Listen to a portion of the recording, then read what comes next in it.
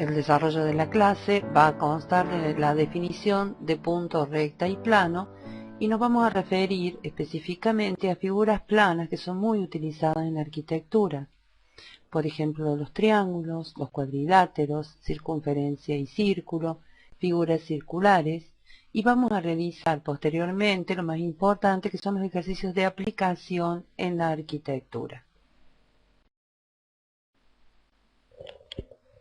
Bueno, definimos como entes geométricos fundamentales al punto, la recta y el plano. Si nos referimos primeramente al punto, vamos a ver que junto con la recta y el plano son considerados conceptos primarios, que solo es posible describirlos relacionándolos con otros elementos similares. Ustedes recordarán que se sabe decir que el punto es la marca que deja un lápiz, la punta del lápiz, sobre la hoja del papel. Aquí hemos puesto como ejemplo estacas, que se utilizan mucho en el replanteo, y que materializan los puntos que son importantes de definir. Ustedes verán en la segunda foto como el punto rojo está representando o materializando esta estaca que se coloca en un cruce de hilos. Van a encontrar de ahora en adelante muchos de estos carteles que dicen investigar. Van a tener ustedes que buscar el significado que significa una estaca de replanteo y que puede llegar a ser un caballete de replanteo. También así la palabra entes. Cada vez que ustedes vean esta cinta donde se pide investigar, van a tener que buscar el significado de las palabras, investigar a ciertos arquitectos o algunas de estas frases. Siguiendo con el tema, veremos una definición de línea donde se dice que es una sucesión de puntos. En realidad es infinita, que puede darse en forma aleatoria o en una misma dirección. En el caso de seguir una misma dirección, formará una línea recta. Aquí podemos ver distintos tipos de líneas y sobre ella una obra de Zaha Hadid, a la izquierda de la pantalla, y a la derecha el corte de una fachada que nos presenta tanto líneas rectas como líneas curvas. En este caso deberemos investigar las palabras sucesión, dirección, aleatoria. Un elemento derivado de estos entes geométricos es el segmento de recta. Se dice que es la porción de recta definida por dos puntos de la misma que se llaman extremos y todos los otros puntos contenidos entre ellos.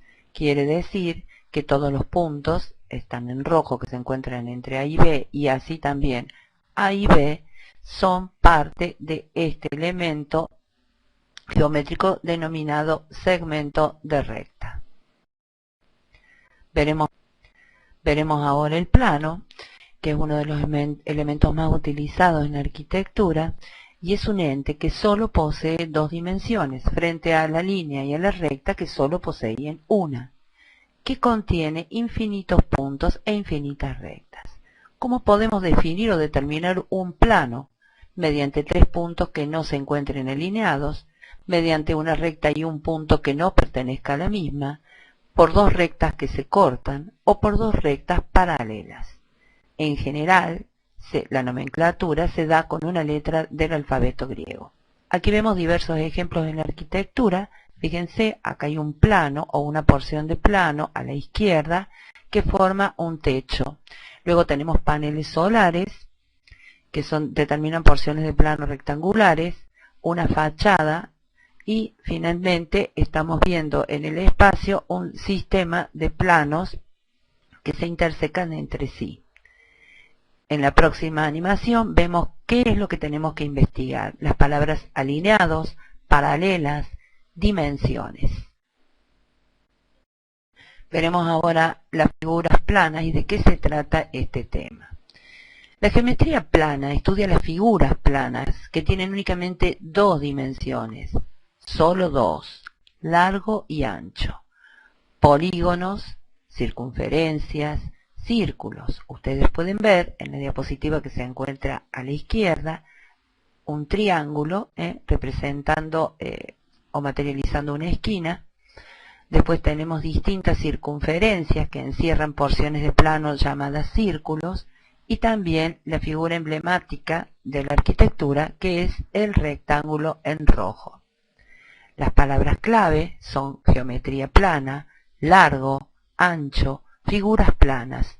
En figuras planas pueden ustedes definir cuántas de ellas pueden encontrar en cualquier obra de arquitectura que se les presente. Siguiendo con el tema de las figuras planas, vamos a ver el triángulo. En geometría es un polígono determinado por tres rectas que se cortan 2 a 2 en 3 puntos, que no se encuentren alineados, es decir, no colineales. Estos términos es muy importante conocerlos. Los puntos de intersección de las rectas son los vértices y los segmentos de recta determinados son los lados del triángulo.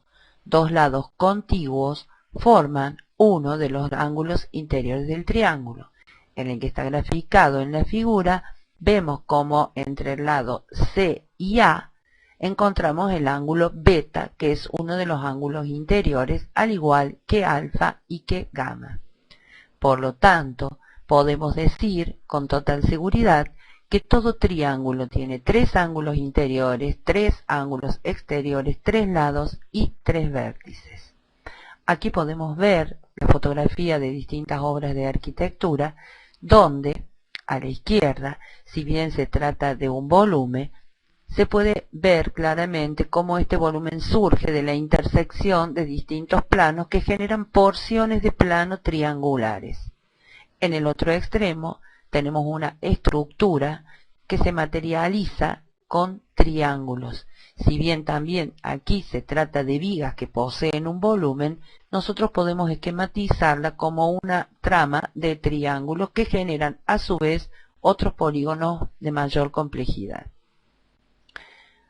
En este caso, las palabras clave que tienen que investigar son colineales, intersección, contiguos y ángulos. Seguimos con los triángulos para clasificarlos. Podemos hacerlo según la longitud de sus lados y obtendremos el triángulo equilátero con 3 lados congruentes, el isósceles con 2 lados congruentes y el escaleno donde encontramos 3 lados desiguales. Fíjense que aquí se han colocado ejemplos, ¿no es cierto?, aplicados a la arquitectura. En el primer caso tenemos una reja que está conformada por una trama de triángulos equiláteros y hexágonos regulares. También podemos encontrar algunas otras figuras geométricas. Eso se corresponde con el triángulo equilátero, que tiene 3 ángulos interiores congruentes de 60 grados cada uno. Cuando hablamos de los triángulos isósceles, podemos remitirnos a esta construcción arquitectónica donde podemos apreciar el triángulo en el frontis, que tiene 2 lados iguales y uno desigual, o mejor dicho, 2 lados congruentes y uno que no lo es. En la gráfica encontramos la figura en el centro. Finalmente vemos aquí una plazoleta que ha sido, si bien elaborada con prismas de base triangular, es muy fácil poder ver en planta el triángulo que genera esta forma o este volumen. Este tipo de triángulo que tiene 3 lados desiguales se conoce como escaleno. Palabras clave: longitud, congruentes. Clasificamos ahora los triángulos según la amplitud de sus ángulos interiores. Vamos a ver 2 grandes bloques, como lo son los triángulos rectángulos, que poseen un ángulo de 90 grados, y los oblicuángulos, que son aquellos que evidentemente no poseen ningún ángulo de 90 grados. Los oblicuángulos, a su vez, se subclasifican en obtusángulos, que son aquellos que tienen un ángulo mayor de 90 grados, y acutángulos, que tienen todos sus ángulos interiores menores de 90 grados. Fíjense aquí, estas ochavas, palabra cuyo significado ustedes van a investigar, donde podemos apreciar la materialización de distintos triángulos. Veremos ahora las palabras clave, o las que tienen que investigar, como ser ochavas, ángulos interiores, amplitud, distintos signos matemáticos, símbolos matemáticos, ¿sí? Vamos a estudiar ahora uno de los elementos notables del triángulo, como lo es la mediana. Atendamos a la definición. La misma dice que es el segmento de recta que va de un vértice al punto medio del lado opuesto. A este segmento se le conoce como mediana. Ciertamente todo triángulo tiene tres medianas. Estas se intersecan en un punto conocido como baricentro. La distancia entre el baricentro y un vértice es 2/3 de la longitud de la mediana. Vemos aquí una foto de una plaza emblemática de Córdoba, que es la conocida como Plaza España, donde se ha materializado en rojo uno de los triángulos que conforman la planta.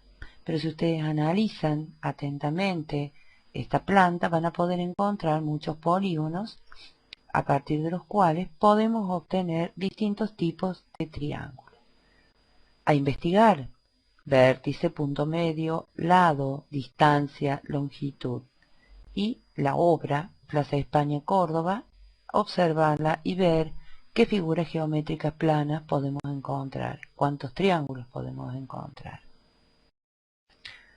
Como otro elemento notable del triángulo, vamos a ver la mediatriz y la circunferencia circunscripta. Se llama mediatriz de un lado de un triángulo a la recta perpendicular a dicho lado, trazada por su punto medio. Eso puede apreciarse en la figura que se encuentra a la izquierda de la pantalla.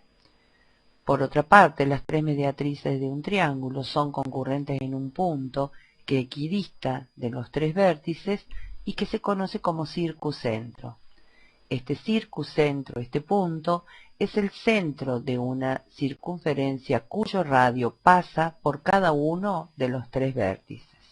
A la derecha, a modo de ejemplo de la figura triangular, podemos ver la plaza conocida como Italia, que se encuentra a un costado de la cañada y que también es obra del arquitecto Roca. Veremos ahora cuáles son los términos que vamos a investigar: longitud, congruente y como obra arquitectónica la Plaza Italia. Otro elemento notable de un triángulo es la bisectriz y la circunferencia ahora inscripta. Las bisectrices de un triángulo son las bisectrices de sus ángulos, aclaremos, interiores.